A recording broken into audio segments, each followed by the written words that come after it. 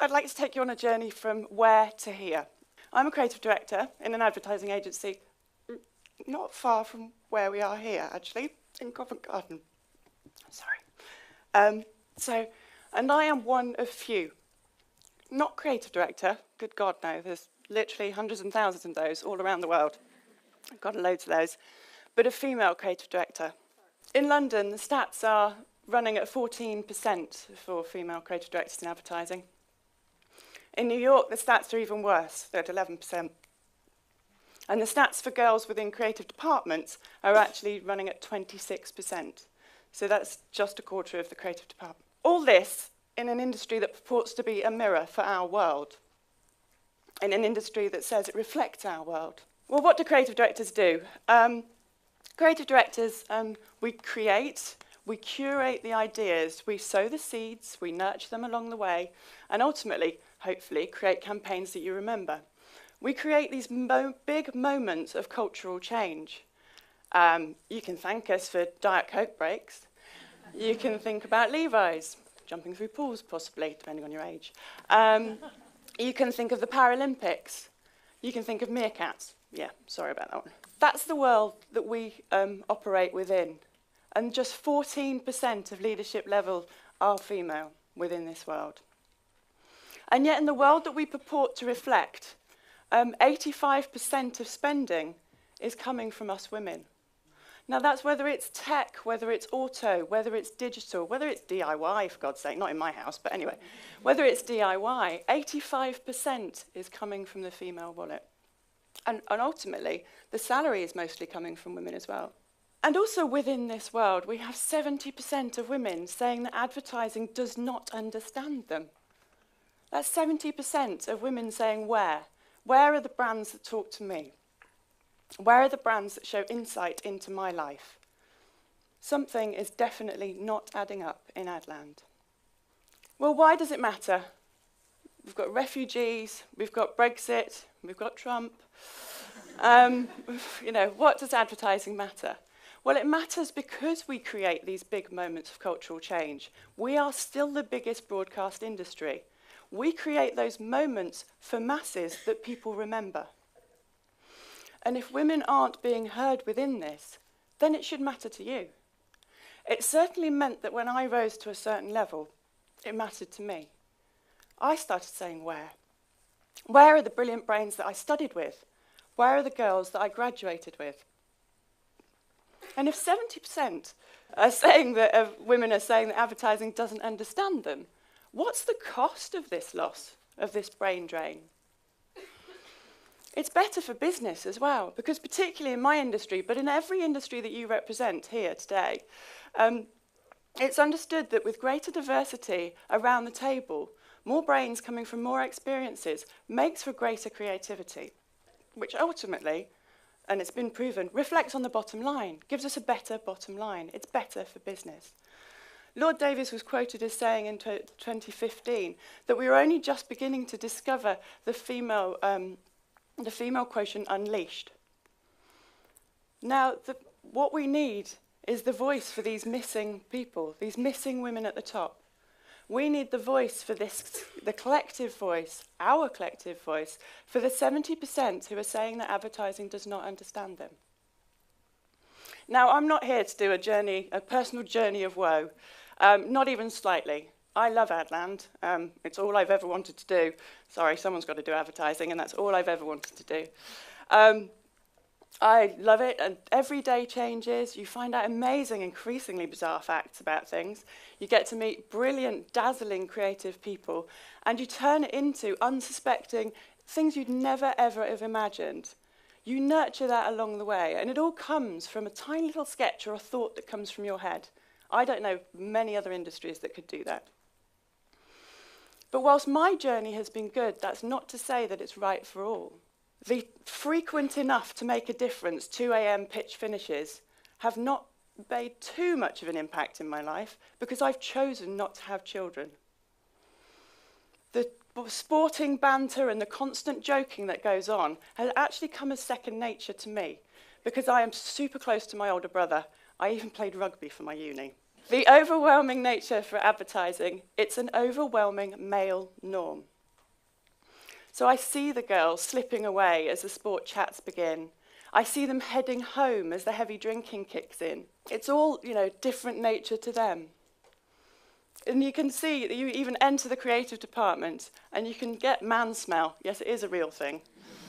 Essentially, think Mad Men, but with less style and more beards, and you're just about there.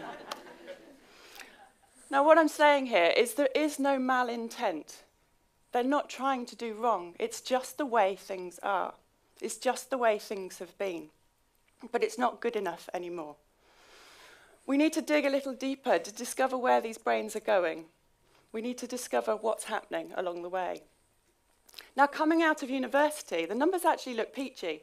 61% of grads are girls, and they're actually outstripping their male counterparts in the arts and design. However, from that 61%, we somehow just get to 14 at leadership level. Something's really not adding up in Adland. So let's walk a few steps along the way to find out where these points we might be losing the women. We might be losing these brilliant brains. Well, as we've heard, 26% of creative department probably means that the first face that you will see when you enter a room will be male. Now, the first face you see does make a difference. It will be that first little girl looking into the faces saying, where are the people that recognise where I come from? Where are the faces that I can emulate? Who is it that I can follow? Because we know that you cannot be what you cannot see. And the first face you see does make a difference. One global CCO of a massive advertising agency recently put her junior female creative team as the first call in any creative department recruitment. She immediately saw a difference. Different in every single way from the standard issue white male. Different ethnicities, different religions, different backgrounds. It's because we girls are a minority in the creative department, we are more used to seeing faces and hearing stories that are not like our own. Therefore, we see the potential in the wider mix. It's also a sad fact that in advertising, that boys are more likely to be hired on potential, and girls are hired on proof. What do I mean by this? Well, it means that when a bright young thing comes in to show her portfolio and meets a senior, or let's do it the other way around. So boys come in, and they come in to see their senior male creative team. That male creative team might see someone that reminds them of them when they were just graduating from university. He will say, oh my goodness, he's so enthusiastic. He reminds me of him. I will take a leap of faith that he will follow the trajectory that my course has also followed. Now, when our girls come in, they do not see a face that they recognise as their own. So that unconscious bias does not come into play. So the creative director or the senior creative team might look more deeply at their books, more deeply at their ideas, more deeply even their qualifications. They will look for proof. Small unconscious bias, but a big, big difference. Let's move on a little bit as well. So let's say, I know this lady here, so let's say Helen comes in, book full of brimming ideas. She's now happily, luckily, loving the advertising life. She's into heavy drinking. It's a lady after my own heart. And she's working away on every brief that comes across her desk. Now, what happens in Adland, it's most frequently seen on freelance call-outs.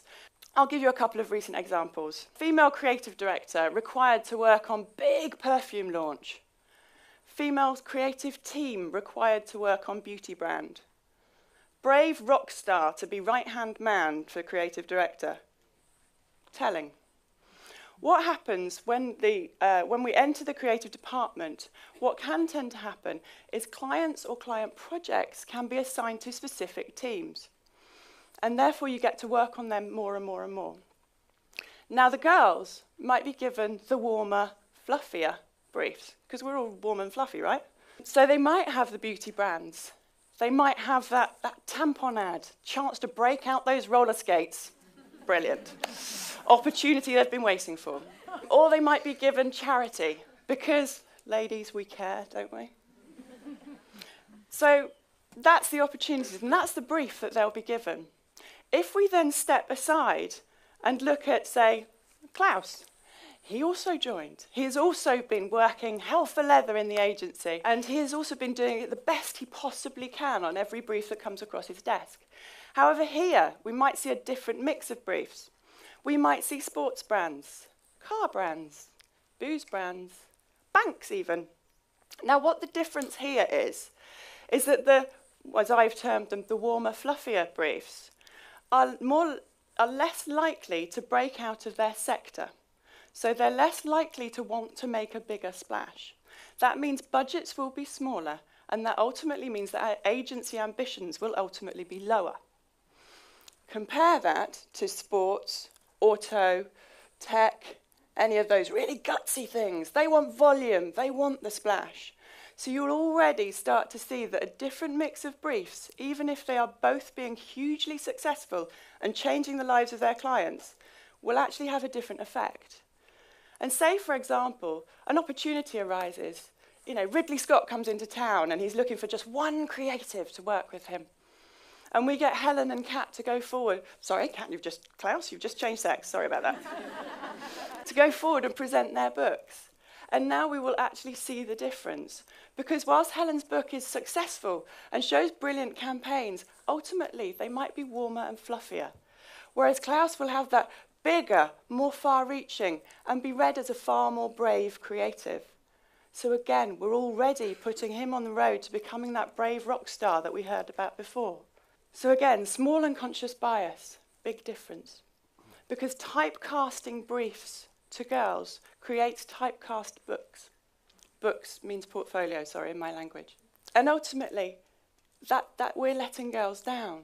Girls are being limited without even knowing. They're just plugging away, as any junior creative would. But they're having their creativity limited by the briefs that they are being put upon. So it's not actually just where are the creative girls, but it's actually where are the opportunity to develop them. Let's move on. Luckily, both Klaus and Helen are still in the ad land. They're not alcoholics yet, we get there later. And at the end of every month, there's a big collective creative meeting where the whole department gets together in order to share ideas. Now, Helen shares an idea, but is unheard. So Klaus repeats the idea in order that it can be heard by the Chief Creative Officer. Now, unfortunately, this means that the idea is misattributed to Klaus. Now we can see he's a fine, upstanding sort of a chap, so he's sure to say, but that was Helen's idea. Unfortunately, it will already be associated in the mind of the Chief Creative Officer with Klaus, so that when the opportunity arises for the next promotion or the next big project, whose name do you think will come first? It also is the difference that we all know of. We can use the same words, we can use the same language, but how it is heard is different. When men are assertive, they are driven. When women are assertive, senior women especially, they are pushy, confrontational, bitchy even. You know, and hopefully through this we start to see how those numbers erode from that amazing 61% down to the 26, down to just 14. And it's not just Adland. As much as I love it, I wouldn't bore you to tears with it all the time. So it's everyone in this room, it's every industry that you work in and everything that we touch from today. Well, every day actually. There's a paucity of women at the top. There's a lack of women at the top. We hear about it in politicians. We hear about it constantly in the FTSE 500 on boards. You know, if you think of the furor this week, the amazement that John Lewis actually put a woman at the top. Oh my God, what are they doing? It's all taken differently. And yet, in our everyday world, in our everyday lives, we don't need to stop and ask, where are the creative women? We meet them every day. Bright, brilliant, creative brains surround us. So, I suppose it seems strange, doesn't it? Asking the question of where, when actually we are surrounded by the answer. I'm saying we need to move from where to here. For me, there was no epiphany. There was no sort of railing against the wind, no shaking of fists, no enough already. It was basically just a set of realizations. Realization that my brilliant creative partner had to cut down her hours, whilst her equally creative husband stayed at 5 days a week. The realization that when I spoke in a room, I was not speaking as a single creative senior person. I was speaking for gender. And the realization that I was bored of being proud of stamping out the C word in agency spaces, and even more bored of having to explain why I objected to it in the first place. It was these simple realizations that it fell to me. It was these realizations that led me to join forces with another female creative director to become a voice for Creative Equals. Creative Equals is a not-for-profit that provides tools for ad agencies to attract, train and retain women at every stage of their career ladder. It was this realization that led me to champion an initiative called the Girlhood within my ad agency. Now, the Girlhood provides pathways for girls from non-traditional backgrounds to enter advertising. It was this realization that led me to put myself forward to lead a project with the amazing Girl Effect in Rwanda. The Girl Effect is absolutely astounding. They are trying to change the value placed upon girls throughout Africa so that they are seen as more than just homemakers and mothers, so that they can actually have any aspiration, acquire some skill, have some hope, hopefully let that aspiration shine, and maybe make it into a career. Here they are. Here I am. Here I am. Here is where we need to be. It's no longer enough to do the talking. Sorry, Ted. We need to be active and change. We need to move from where to here. Here is about visibility. Here is about belonging.